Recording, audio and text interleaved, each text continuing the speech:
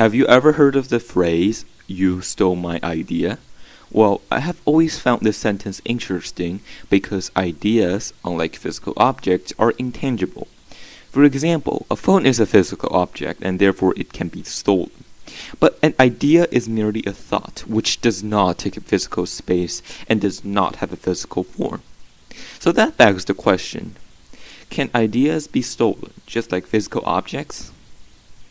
To determine if ideas can be stolen, let's look at the definition of the word steal. According to dictionary.com, the word steal means to take the property of another or others without permission or right. By looking at the definition, we can see that it is only stealing if you are taking someone else's property. Therefore, we need to figure out the nature of ideas, which is if ideas can be owned or not. The existence of copyright seems like legal proof that ideas or the right to express certain ideas can be owned.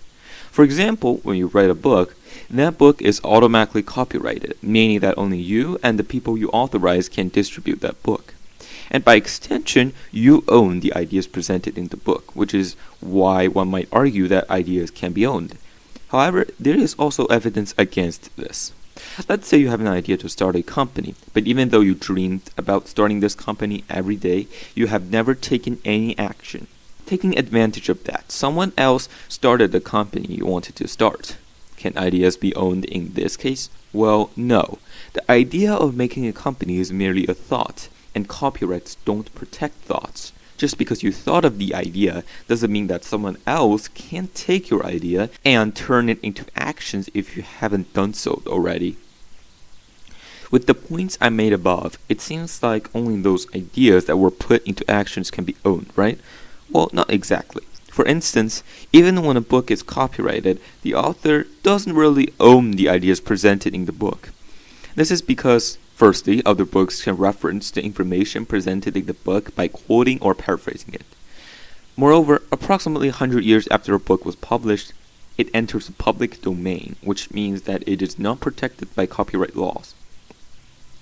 And this is why sometimes sharing ideas can be beneficial. If you think about it, people who write books get their knowledge required to write that book from other books or literary works. And if those ideas can't be shared, there will be no way for any information to be passed in human society. Also, think about the harmful impacts of monopolies. They exist usually because they have some information or resource that was kept private, which makes them succeed, but it is not so good overall for the economy. Unfortunately, most people don't realize that societal progress results from the collaboration and free exchange of ideas. When knowledge is made private, innovation will remain stagnant, but when it's shared, it can lead to beneficial results. In the end, it seems that ideas, when merely thoughts, are not protected, but once put into action, they can gain protection. Let me know in the comments what you think.